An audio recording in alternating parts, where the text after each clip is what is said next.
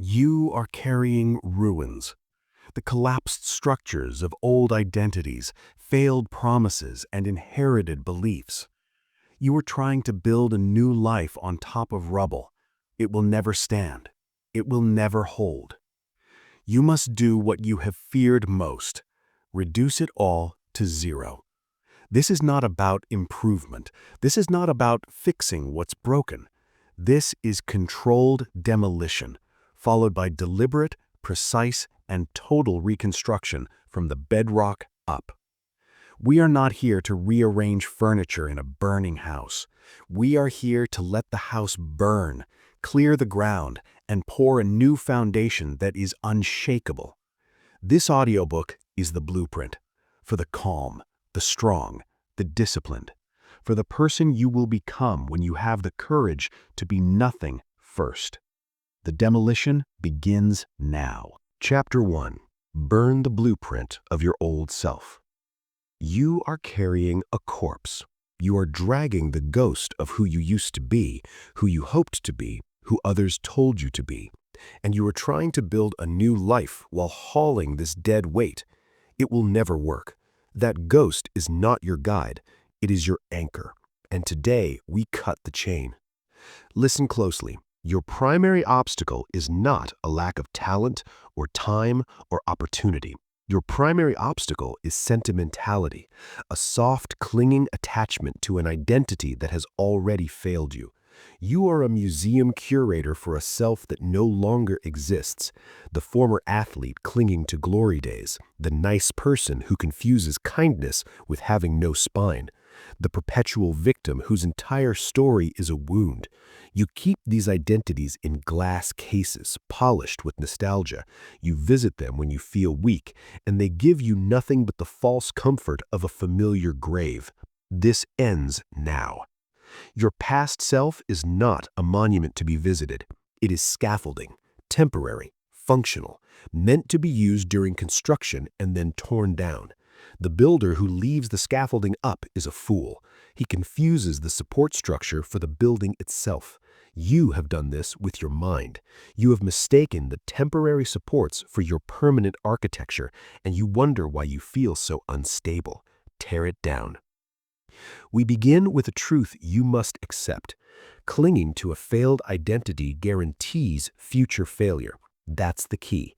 The nice guy will be exploited again. The victim will find another oppressor. The former star will keep reliving a highlight reel while the present decays into mediocrity. Your attachment is not loyalty. It is a suicide pact with a ghost. You don't need its permission to let it go. So we do not start with construction. We start with controlled demolition. This is not an act of rage. It is not a tantrum. This is a clinical, grateful, and necessary release. You will not smash things in anger. You will dismantle with precision. You will audit the old blueprints, the beliefs, the stories, the self-concepts that have dictated your life, and you will retire them with respect, with finality, and with fire. Here is your first real-world instruction. You will take a notebook. You will title a page, Expired Blueprints, and you will write. You will write down the identities you are ready to release. I am someone who always gets unlucky. I am not a math person. I have to be liked by everyone. My best days are behind me. Write the stories. Write the limiting beliefs. Write the old slogans that play in your head. Do not sugarcoat it. Do not justify it. Just document it. This is the architectural survey of a building slated for demolition. Then you will perform the ritual. You will take that page, you will go to a sink, a fireplace, a metal bowl, and you will burn it. You will watch the paper turn to ash. This is not symbolism. This is psychology made physical. The act of watching the physical representation of your old self be consumed and transformed into harmless ash sends an undeniable signal to your nervous system. This is over. This holds no power. The space it occupied is now empty, and empty space is the only territory where new building can begin. The goal of this chapter is not to have a new plan. It is not to know the next step. The goal is to achieve a state of strategic emptiness. You are not lost. You are cleared. Most people fear this emptiness. They rush to fill it with the first new identity they can find, a new relationship, a new fad, a new label. This is just rebuilding the same unstable house on the same cracked foundation. We will not do that. You must learn to sit in the clearing. You must learn that the emptiness is not your enemy. It is your most valuable asset. It's not about who you were. It's about the discipline to release who you were. That's the key. The discipline to say, that version of me served a purpose, and now its purpose is complete. You thank it, and you let it go. You have a choice, right now. You can continue to be the museum curator of a dead past, giving tours of your own decline, or you can become the architect of a new future, standing on a clear, prepared piece of land.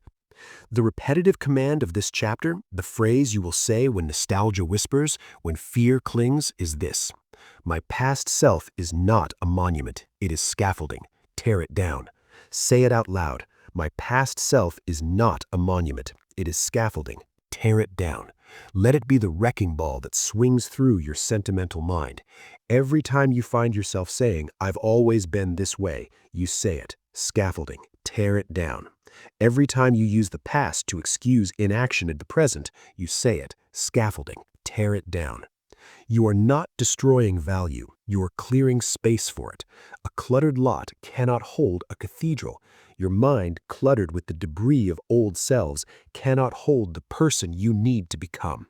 The burning is not loss. It is liberation. The void it creates is not a punishment. It is the prerequisite for all creation. So internalize this new phrase for the emptiness. I am not rebuilding the old house. I am preparing the land. This is your new foundational truth. You are not here to renovate a broken structure. You are here to survey fresh, solid ground. The ground is neutral. It is quiet. It is capable of holding anything. You have the courage to build upon it.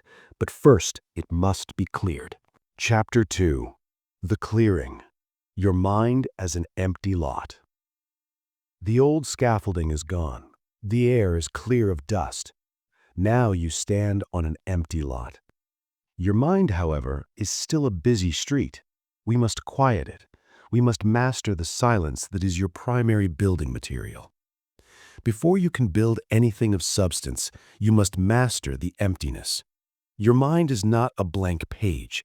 It is a crowded, noisy construction site with every past contractor yelling orders, regrets shouting from the left, anxieties hammering from the right, daydreams of the future creating constant background noise. You cannot lay a true foundation on this. You cannot even hear your own thoughts. So we begin with the daily clearance. The daily clearance is a non-negotiable 20-minute practice. It is not meditation in the spiritual sense. It is tactical mental hygiene. You will sit in a quiet place. You will set a timer for 20 minutes, and your only job is this: to watch your thoughts like debris floating down a river. You do not engage them, you do not follow them, you do not judge them.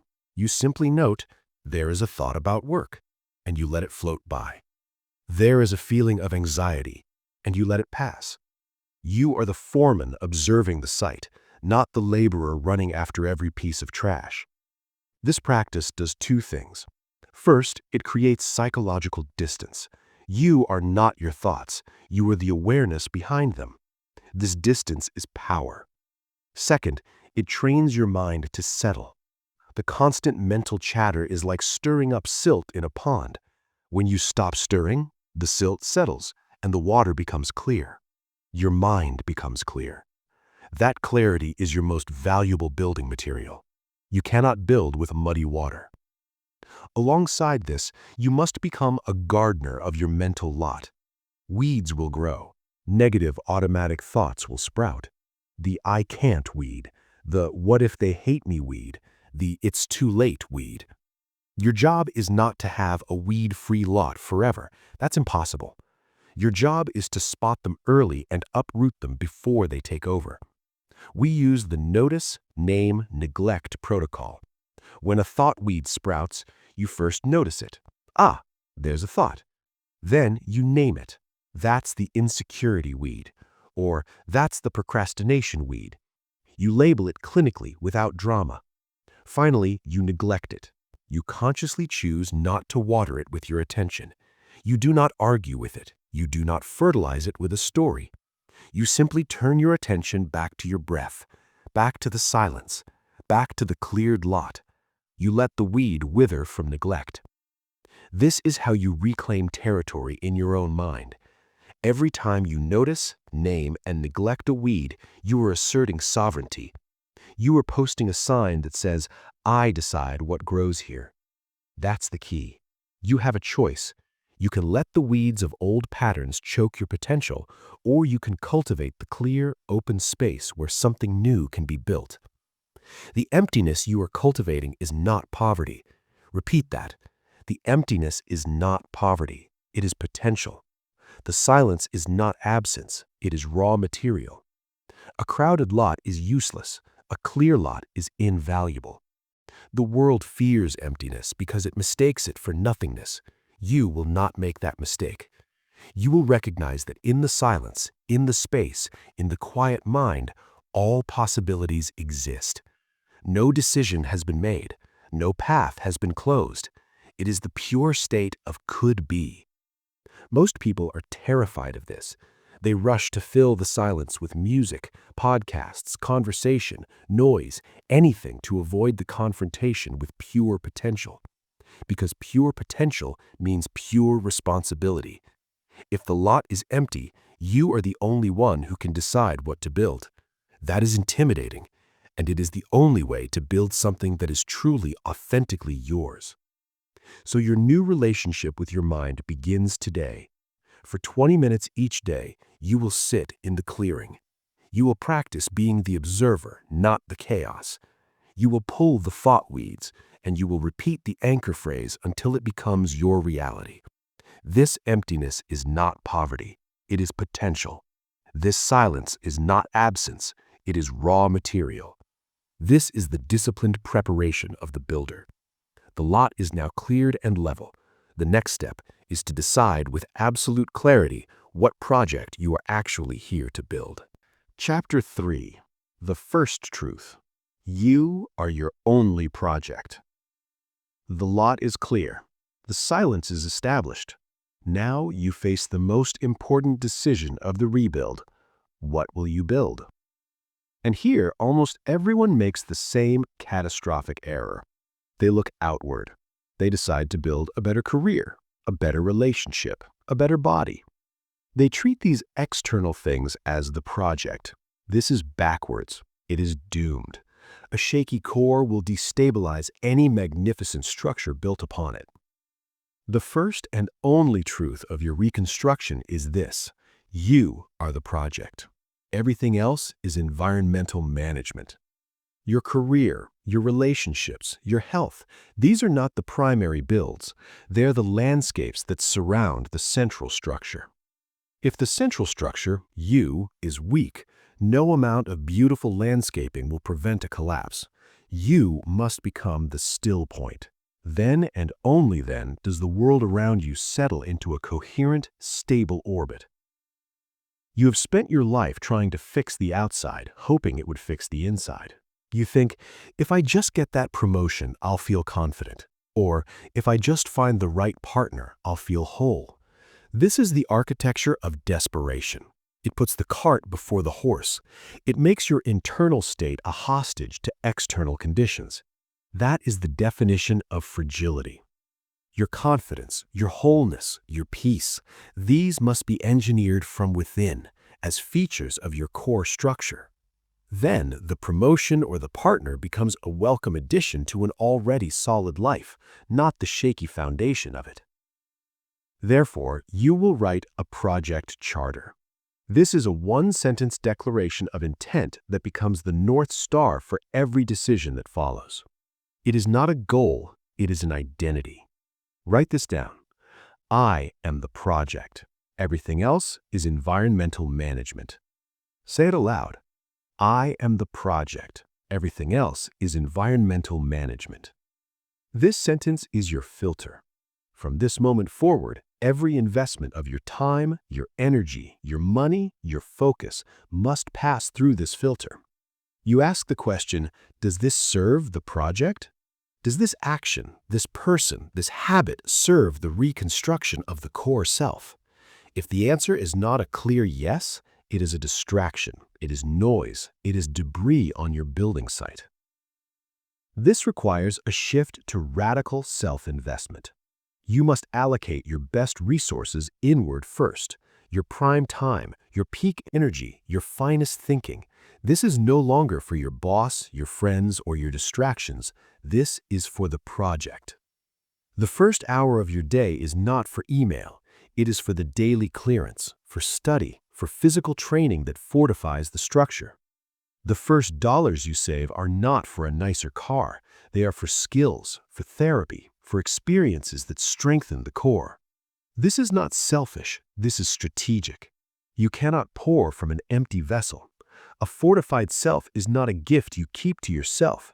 It is a fortress you operate from. And from that fortress, you can provide real, sustainable value to the world. You've been taught that putting yourself first is wrong. That is a lie perpetuated by the weak to exploit the strong. A builder does not use rotten timber to frame a house for others. He uses the strongest materials. You are the timber. Your strength, your calm, your discipline, these are the materials. Investing in them is the only ethical way to build something that can shelter anyone, including yourself. It's not about neglecting others. It's about the discipline of proper sequencing. That's the key. Foundation first, then walls, then roof, then furnishings. You are the foundation. You don't need their permission to build it strong. You have a choice. You can continue to be a servant to external demands, patching up leaks in a crumbling structure, or you can declare yourself the primary project and begin the work of becoming solid, immovable, and self-contained. The phrase you must internalize from this chapter is this: a fortified self is not a gift you keep, it is a fortress you operate from. This reframes everything. Your work on yourself is not a narcissistic retreat. It is the construction of a command center. From this command center, you will engage with the world from a position of strength, not neediness. From abundance, not scarcity. From choice, not desperation. The project charter is signed. The mission is clear. Now, with the lot cleared and the purpose defined, you face the true builder's moment, the blank page, the infinite possibility of the first line. This is where most falter. We will not. Chapter 4. The discipline of the blank page. The lot is clear. The project is defined. You. Now you stand before the blank page. This is the moment of maximum terror and maximum power. The empty page represents pure potential. And pure potential is paralyzing because it contains no wrong answers and therefore no safe ones. Your instinct will be to retreat, to seek a template, to ask for someone else's blueprint. You must resist this. The discipline of the blank page is the discipline of authorship. It is the courage to write the first line of your own story, knowing you are responsible for every line that follows. The blank page is obedient. It has no agenda. It does not judge. It will become whatever you have the courage to define. Your fear is not of the page, but of your own freedom. You are terrified of the authority that comes with being the author, because if you write it, you own it. If you own it, you can be responsible for its failure. This is why you cling to old blueprints, even failed ones. Their failure is familiar. Their burden is already worn. The unknown burden of a new creation feels heavier. We must change that. You will not write a novel today. You will not draft a complete 50-year plan. That is the mistake of the amateur, trying to conquer the entire blankness in one heroic gesture and then collapsing under the weight of his own unrealistic expectations. The professional builder knows the power of the first line. So you will write 3 lines. Only 3. These are not goals. They are not resolutions. They are core directives. A core directive is a fundamental principle of operation for your new self. It is the rule by which you will measure all future choices. It is simple, timeless, and non-negotiable. Here is how you find them. Ask, what is true? What must be true for the person I am building to function? Not what you want to achieve, but how you must operate to be that person. Your first line might be, I act with integrity. Not, I will be successful, but I act with integrity. The second, I maintain sovereignty over my body and attention. The third, I respect the value of my own time. These are your first 3 lines. They are your foundation stones. Write them down. They are now the rulers against which every decision is measured. The power of this is immense. When a distraction calls, you hold it against the line, I maintain sovereignty over my attention. The distraction fails the test. When you are tempted to gossip, you hold it against, I act with integrity. It fails. When you are about to say yes to something that wastes your time, I respect the value of my own time. It fails. The blank page is no longer blank. It has a grid, a structure, a set of coordinates. Your freedom is no longer terrifying. It is channeled. It is directed. It is powerful. This is the essence of the discipline. Clarity over completeness. A rough map today is better than a perfect map never drawn. You must embrace provisionality. Your 3 lines are not carved in stone for eternity. They are the first draft. You are allowed to revise them. The discipline is not in getting them perfect forever. The discipline is in having the courage to write something, anything that moves you from the paralysis of infinite choice to the power of directed action. You have a choice. You can stare at the blank page forever, overwhelmed by the ghost of every possible future, or you can pick up the pen and write one true line. Just one. That act alone breaks the spell. It proves to your nervous system that you are the author, not the spectator. You don't need their permission to write your own rules. So the mantra for this chapter, when you feel the freeze of the empty page, is this: clarity over completeness. A rough map today is better than a perfect map never drawn. Say it. Write your 3 lines. Do not overthink them. Do not debate them for hours. The builder does not debate the type of concrete for days while the site floods. He orders the truck, he pours the foundation, and he adjusts his plans based on how it sets. You have written your first lines. You have moved from the void to a vector. This is the first act of creation. Now, with these directives as your guide, we move to the most critical physical act of the rebuild. We pour the foundation that will support everything else. This is where your words meet the unyielding reality of action. Chapter 5. Pouring the Foundation. Core Non-Negotiables. You have your core directives. They are the lines on the blueprint. Now we must translate them from thought into substance. We must pour the foundation. A foundation is not a goal. A goal is what you build on the foundation. The foundation is what you will never compromise, even if it means a goal fails. If your goal is to build a tower, the foundation is the bedrock you pour before the first brick is laid. If the bedrock cracks, the tower falls, no matter how beautiful it is. Your life has been a series of beautiful towers built on sand. No more. We pour 3 foundational mixtures. The first is integrity. Integrity is not morality. It is structural alignment. It is the perfect alignment of your words, your actions, and your core directives. When these are out of alignment, you have a crack in the foundation. A person who says they value health but eats poison is misaligned. A person who says they value family but is always working is misaligned. Integrity is the steel rebar in your concrete. It is what gives it tensile strength under pressure. The second pour is sovereignty. Sovereignty is ownership. It is the uncontested command over your physical body and your focal attention. Your body is not a taxi for your brain. It is the structure itself. Your attention is not a public park. It is your most valuable real estate. Sovereignty means you decide what enters, what stays, and what gets expelled. No exceptions. The third pour is ruthless prioritization. This is the ability to say no with the same ease that you say yes to your core mission. is the understanding that every yes to one thing is a no to 1,000 others. The foundation must be deep in a few key places, not shallow everywhere. You cannot be universally available and structurally sound. It is impossible. A foundation sets through consistent pressure, not through a single dramatic act. The cement of your foundation is repetition. Therefore, you will establish one micro-ritual for each non-negotiable.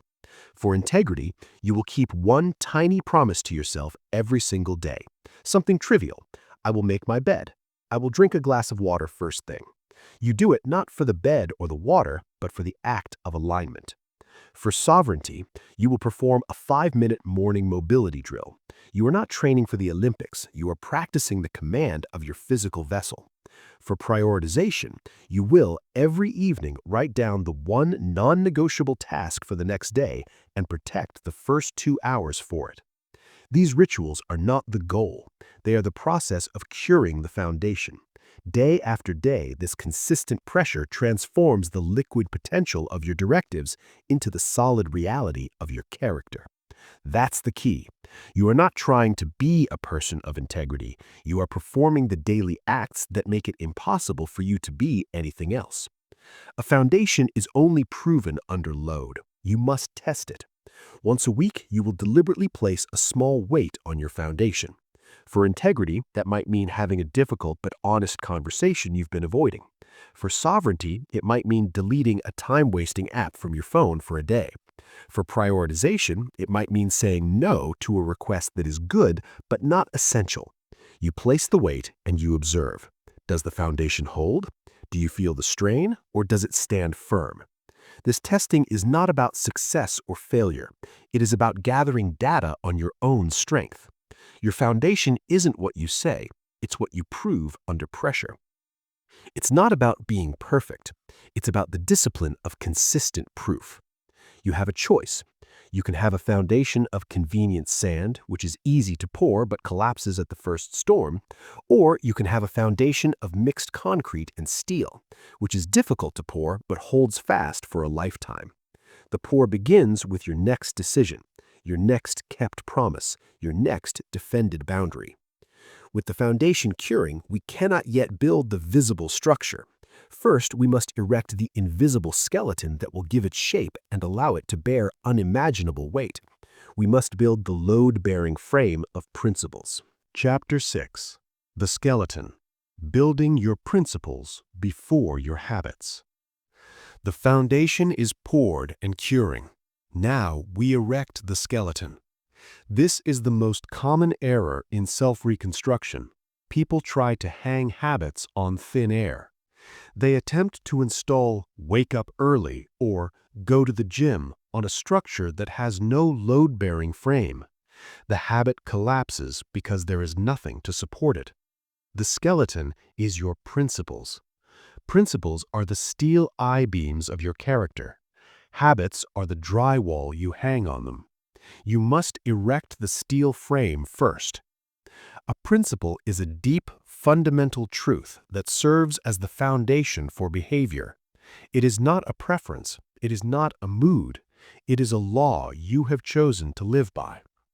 A goal is "I want to be fit." A habit is "I go to the gym Monday, Wednesday, Friday." A principle is "I respect my physical vessel." See the difference? The principle is the why. The habit is the how. The goal is the what. Most people have goals, attempt habits, and have no principles. This is building a house by nailing shingles to a cloud. Your principles are derived from your core directives. From "I act with integrity," you may derive the principle "honesty is non-negotiable, especially with myself." From "I maintain sovereignty," you may derive "I am the final authority on what deserves my attention." From "I respect my time," you may derive "I exchange my time only for things of equal or greater value." Write these down. These are your I-beams. Once these principles are erected, you have a decision matrix. Every potential action, every request, every opportunity is held up against your principle. Does this align with my principle of honesty? Does this respect my sovereignty? Does this offer value commensurate with my time? If the answer is no, the decision is made, instantly, without drama. This is how you eliminate decision fatigue. You are not deciding from scratch every time. You are simply checking the blueprint. The principle holds the weight of the choice, not your fleeting willpower. This creates an unbreakable consistency. When your principles are solid, external events cannot warp your structure. Criticism, market crashes, personal failures, they are like strong winds. They test the frame. They make it sway, but they cannot collapse it because the steel is rooted deep in your foundation. A person without principles is like a house of sticks. Every gust of bad news, every negative comment blows it over, and they have to start rebuilding from nothing each time. You are building with steel. The repetitive truth of this chapter is this: habits can be broken. Principles, once forged, only get stronger. Every time you act in accordance with your principle under pressure, you are not just doing a good thing, you are annealing the steel. You are heating it in the fire of difficulty and then cooling it in the water of action, making it harder, stronger, and more resilient. A broken habit is a crack in the drywall. It's a repair job. A broken principle is a collapsed I-beam. It's a structural failure. You design so the I-beams do not break. You have a choice. You can continue to focus on the superficial habits, desperately trying to hold them together with guilt and caffeine, or you can do the deeper, quieter work of forging and erecting your principles. It's not about what you do, it's about why you do it. That's the key. The why is the skeleton. You don't need their permission to live by a code you set for yourself. With the skeleton rising from the foundation, the structure of your new self is taking shape. But it is still a cold, empty frame. Now we must install the nervous system. We must wire it for intelligent, controlled response. We must install new emotional circuits. Chapter 7. The Wiring. Installing New Emotional Circuits. The skeleton is up. The frame is strong. Now we install the wiring. Your emotions are the electrical system. In your old structure, the wiring was faulty, dangerous, and controlled the whole house. A surge of anger would blow the lights. A spike of anxiety would short-circuit the logic. You lived in a building where the lights flickered based on the weather outside. No more. We are rewiring. Emotions will become a powered system you control, not a rogue power source that controls you. The first step is a fundamental reframe. Emotions are data, not commands. Your old wiring treated every emotional signal as a royal decree. If you felt afraid, the command was retreat. If you felt angry, the command was attack. If you felt insecure, the command was hide. This is primitive. This is animal software. Your new wiring treats emotions like dashboard warning lights on a sophisticated vehicle. The check engine light is not a command to sell the car. It is data. Something under the hood needs inspection. Anger is data. A boundary may have been crossed. Anxiety is data. You may be facing something you feel unprepared for. Sadness is data. You may have lost something you valued. This changes everything.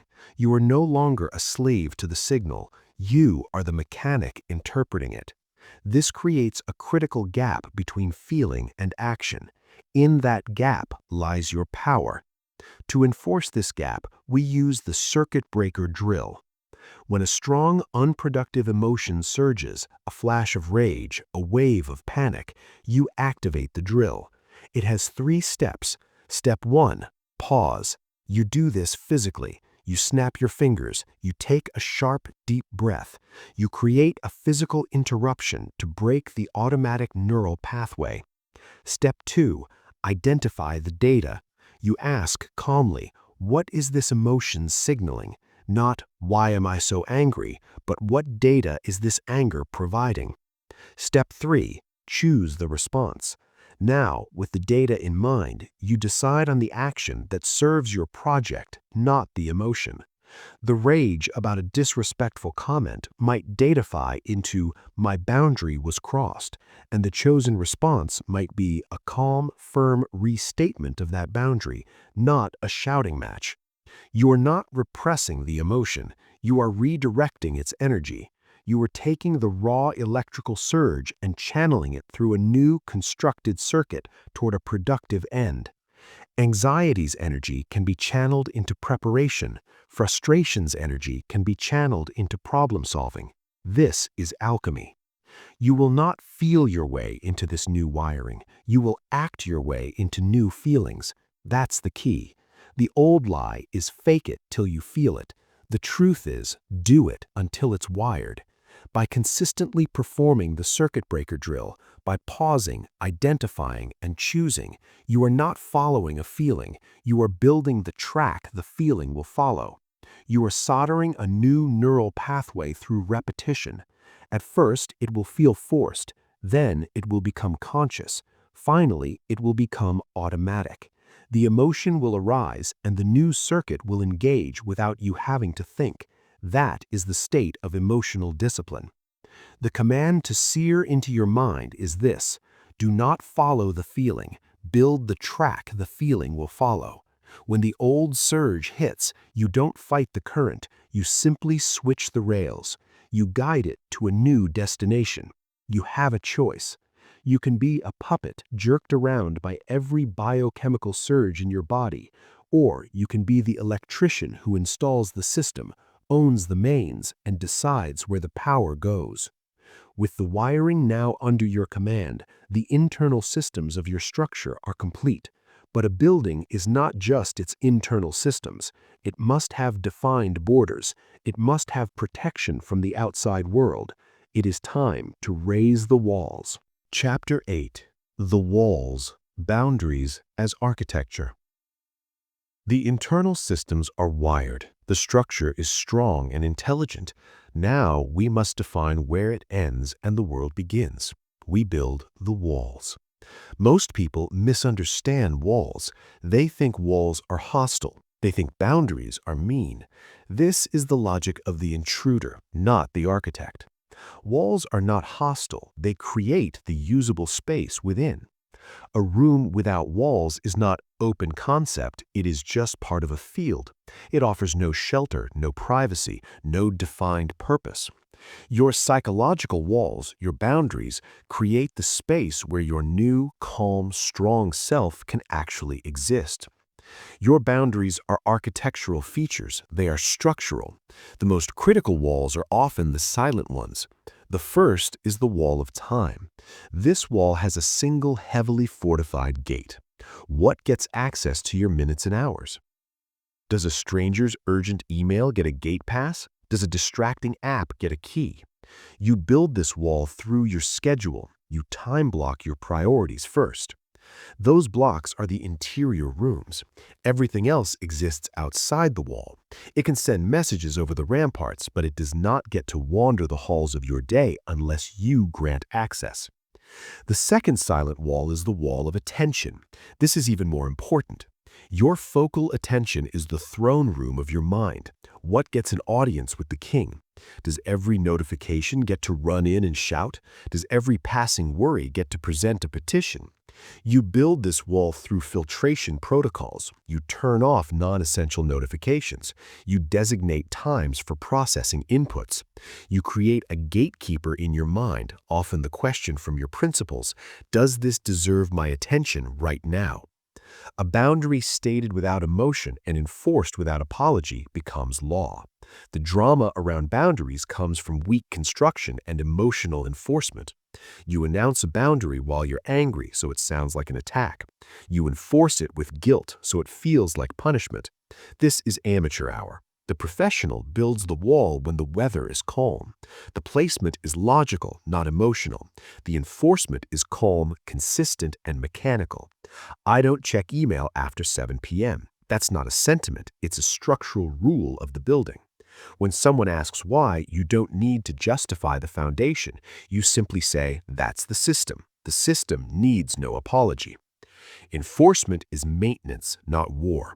When someone tests a wall, and they will, you do not mobilize the army, you send the repair crew. A calm restatement, a redirection, a simple no. You are not fighting an invader, you are maintaining the integrity of your structure. A wall that needs to be constantly defended was built in the wrong place or from weak materials. The strongest walls are respected without a word being spoken because their presence is obvious and immovable. This is how you create peace. Peace is not the absence of conflict outside. Peace is the presence of order within. When your walls are strong, the chaos of the world remains outside. It may be loud, it may be turbulent, but it is outside. Inside there is quiet. Inside there is the space to think, to create, to be.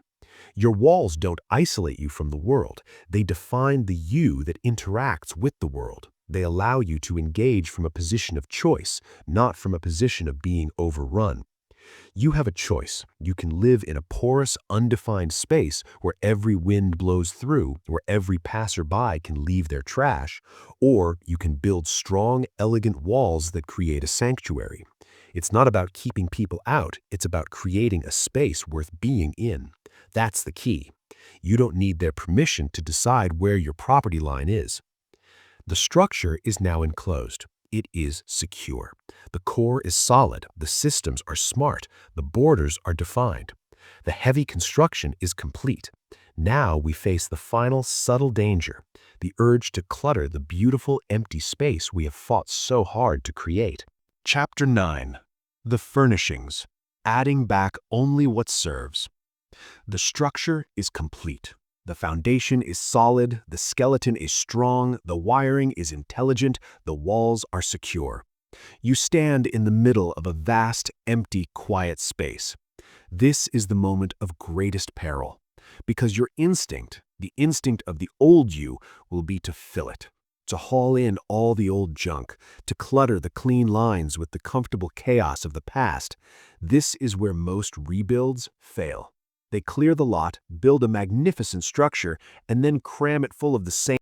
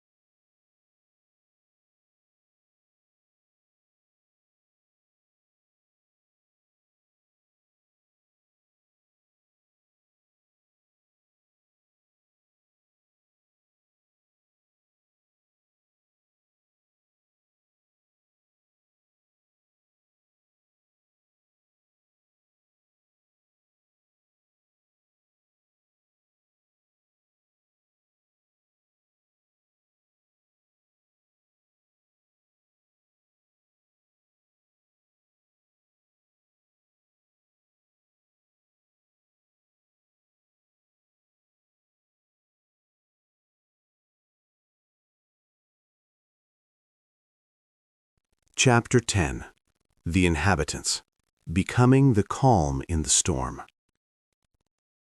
The structure is complete. Every beam is placed, every wire is run, every wall is firm, every furnishing is chosen. It stands, quiet and solid, in the middle of the world. Now, you must become its ideal inhabitant. This is the final synthesis. This is where you move from building to being.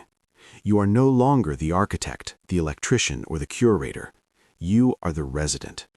And the resident of this structure has one defining quality. They are the calm within the storm.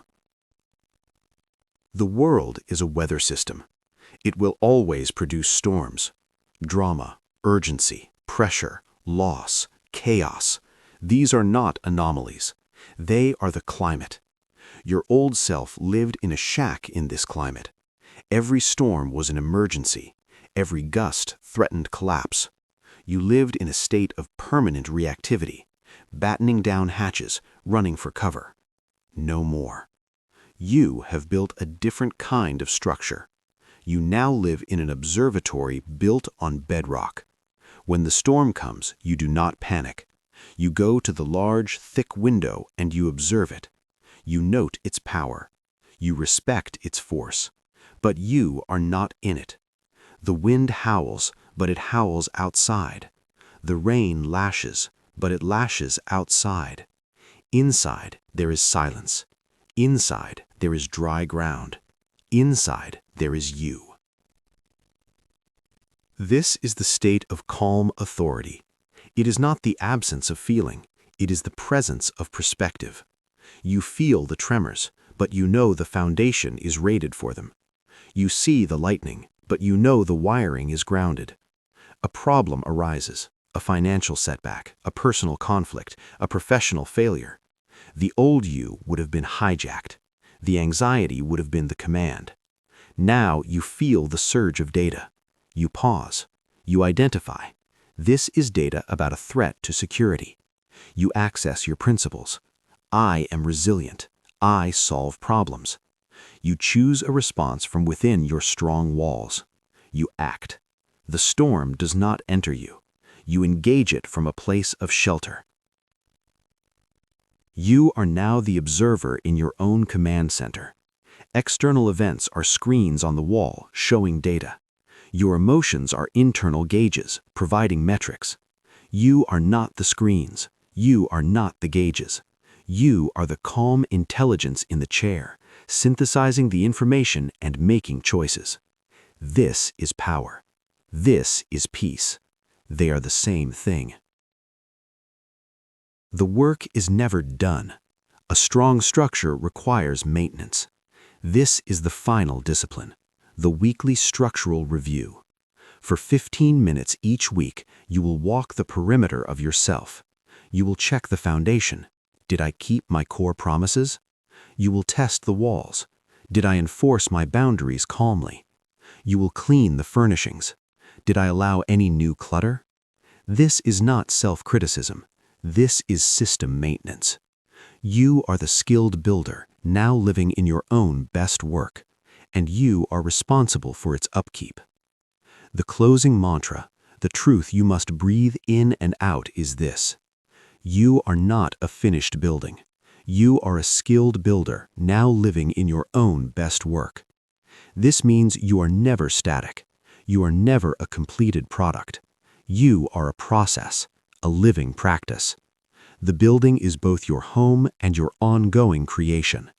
And from this place of secure, ongoing creation, you can finally face the world not as a desperate survivor, but as a calm, purposeful, and unshakable force.